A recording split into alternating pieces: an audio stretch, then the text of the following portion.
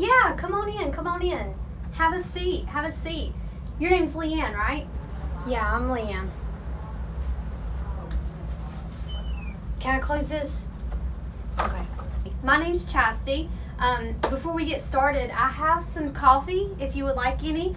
I also have hand sanitizer and Lysol, you know, the COVID plan here. Yeah, I'll take some hand sanitizer. So, yeah, sure. Here you go. No coffee? Okay, cool. All right. Yeah, I'll take some too.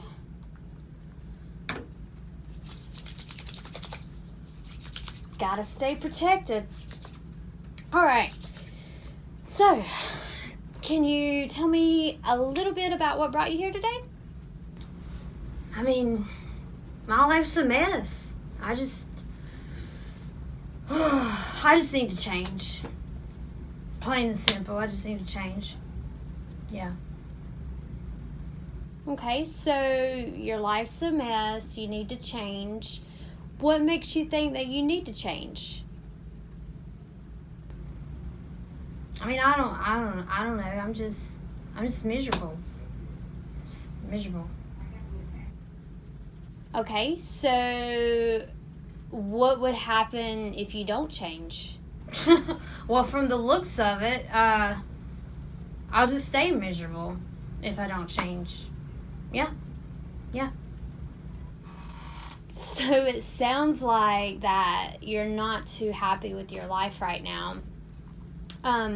What are some things that you think are contributing to this misery? Well, I mean, I feel, I just feel guilt and I feel shame, or I feel guilty and I feel ashamed because I have a son and I just leave him, you know, I just leave my son with my parents while out using. So I get the sense that maybe you feel like you're a bad parent? Yes, like I feel guilty because I feel like they are the parents and not me. Yeah. Okay, so you feel like your parents are raising you feel like your parents are raising your son and not you. And that's where your guilt and shame is stemming from. Okay, well, a lot of folks that come in my office feel guilt and shame, especially parents. A lot of them think, you know, that they're not good parents. So, you know, that's fairly normal. But you just coming in here today and talking about change, I think says a lot. And probably, well, it shows that you're not as bad of a parent as you think you are or might be. And you said also that you left your son at home with your parents while you went out to go use drugs. So that meant that you were not taking him with you, putting him in that toxic environment. So I'm assuming that the environment that you left him in was a lot safer than the one you were going into. Wow. Yeah. I didn't think about that. Yeah. So let's recap for a moment. So it seems like you're ready to make some changes so that you can be a better parent and so that you can be more happy. What kinds of changes were you thinking about making? I mean, I just want to stop using. You just want to quit using. So that would be the change that you want to make right now. So on a scale of 1 to 10, and 1 being not ready at all to change, and then 10 being completely ready to make this change, where are you at right now? I'd say probably like an 8 or a 9. Oh, wow. Wow, an 8 or a 9. That's pretty high. Yeah. So, where were you like 6 months ago? Oh, probably like a 3. I mean, I wasn't ready at all then. Okay. So it sounds like that you went from one end of the spectrum of being, not ready hardly at all, to the other end of the spectrum to being pretty high at being, or closer to being completely ready to change. So what would it take for your readiness to be a bit higher on the scale, which you're pretty high right now, but what would it take to just fully tip the scales, so to speak? I mean, I'm not sure. I just have a little bit of fear that that I can't do it. I mean, but I want to change. So you lack a little bit of confidence. Okay. So on that same scale we just talked about, where would you say that your confidence lies? I mean, I'd say a 5, somewhere in the middle. All right, so what would it take to move from a 5 to increase it to, like, say, a 6 or a 7? I mean, just hearing that I could do it, or somebody believing me instead of just always putting me down. So, what do you think you might do to increase your confidence about making this change? I mean, I don't know, maybe find some success stories of how other people have done it, or hear that they've done it. Yeah, I think hearing testimonies would be very beneficial. And we'll come back to that. But first, do you mind if we talk a little bit more about your substance use? I mean, I've been able to stop using for like 30 days, but then, I always go back to it, and it's like it's been a pattern, and I've gotten a little more than 30 days sometimes, but I always go back to it. Always. So it sounds like you've been in this cycle, but you've had a period of success. I mean, cycle for sure, but what do you mean success? Well, I mean, you said yourself that you were able to abstain for 30 days. I mean, that takes a lot of determination and strength, and that's a pretty good length of time of abstinence. I mean, think about it. There's 24 hours in a day, so 24 times 30. I mean, here, let's do the math here. 24 times 30, that's 720 hours. Yeah. Well, I mean, a lot. Yeah. I mean, that makes me feel better. Yeah, I mean, for real. Yeah, man, I'm glad I came to see you now. Yeah.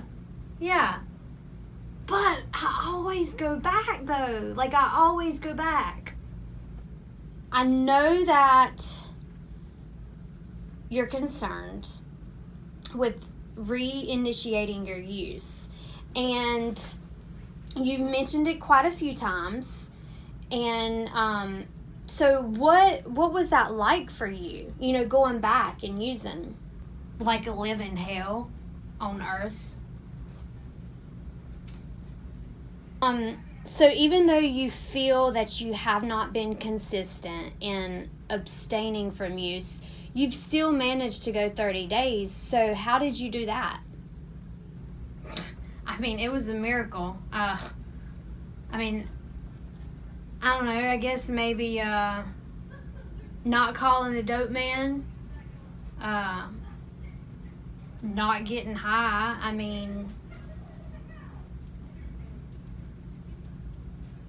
staying away from the people I was using. I attended church too some. Yeah. I mean, but a lot of it, I don't know, a lot of it though was looking forward to when that 30 days was going to be up so I could reward myself. So it sounds like avoiding people, places, and things really helped. But what sent you back was that reward of rewarding yourself with using. Right, yeah. So how do you feel about those changes that you did make? Perhaps, I felt good about them. So perhaps I could try them again, or should try them again, minus the rewarding myself with using. Yeah. So speaking of rewards, you have some experience with using and without using. So what are some of those rewards of your using? What are some good things about it? I feel like it makes me feel good. It just relieves the pain. And I just like the way, it just makes me feel good. But then I just have to keep doing it. So the euphoria, that's the reward. Yeah, I like the way it makes me feel. Yeah. So you've been trying to change, and because of the reward of the euphoria, the feeling of being high, you continue to use. So perhaps maybe it's not time to change. Is it worth it? Is the euphoria worth it? That's what I tell myself, that it's worth it. So, all right, so maybe you could help me understand here. When you first come in here, you said that you were miserable. But here you're saying that drugs make you feel really good. And so I'm just wondering, what do you think really is contributing to your misery? Well, that's just it. The same thing that causes me to feel good also makes me feel miserable. I'm just starting to see that it's not worth it anymore. It causes too many problems. So there's some not so rewarding things to using. So on the flip side, what would be some of those not so rewarding things? What would be some of those problems, the not so good things? The coming down, feeling like I'm in a hole, the guilt,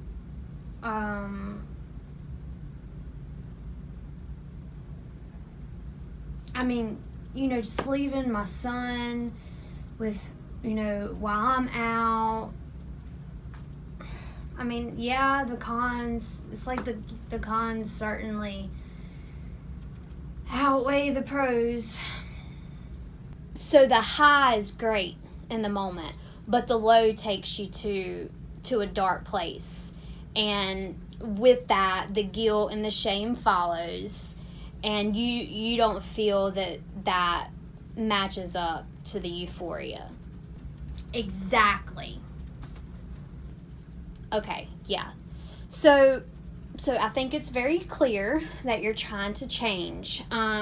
So would you mind, or do you mind if, we spend a few minutes talking about some resources? Sure. Okay, yeah, all right. So what do you know about 12-step or support groups? I don't know. I've heard of AA. Yeah, I've heard of AA. Okay, so there are other support groups other than AA. Not all of them are 12-step based, but are you interested in learning more about these support groups? I mean, yeah, I think I would be open to that. Yeah. So, a little bit about the groups. There's a few that I know of. You have AA and you have NA. And both of those are 12-step based. So NA is just the same. It's Narcotics Anonymous versus Alcoholics Anonymous. And they do the same thing, like with the higher power. All those principles and stuff are the same. The only difference really is that NA recognizes addiction like as a disease, where AA recognizes it as alcoholism. And so they focus more on the alcohol and the drinking. And NA, they don't really differentiate between the drugs. So it can be, the whole spectrum of drugs, right? But then you also have Celebrate Recovery, and they are 12-step based too, just like AA and NA. But the only difference with that is that where AA and NA, they let you choose, your own higher power. It could be anything or anybody as long as it's loving and caring. Whereas Celebrate Recovery is more focused, like faith-based, like Jesus. They recognize Jesus as the higher power. And then you have Smart Recovery. And Smart Recovery is not 12-step. They're kind of more along the line. They don't recognize addiction as a disease. They kind of just think, it's about your thinking and your behavior and your habits. And they use principles of cognitive behavioral therapy, which in a nutshell is basically just changing the way you think. So there's some slight differences. I don't know what, if any of this would be something that you're interested in. But in these support groups, I know you've mentioned that what would help you increase your confidence would be hearing other people's success stories, right? So in these circles, in these support groups, you would probably find a lot of that. You would hear other stories about how other people done it, so there would be a lot of success stories in there. And I believe that would go across the board, whether that's AA, NA, Smart Recovery, or, Celebrate Recovery. And just as a side note, I'm a success story. So August 1st, I will have 4 years without the use of drugs. Wow, really? Yes. Addiction is real, but so is recovery. So do you mind if I give you some handouts of some of the meeting schedules? Yeah, I'll take some meeting schedules. Okay, yeah, sure.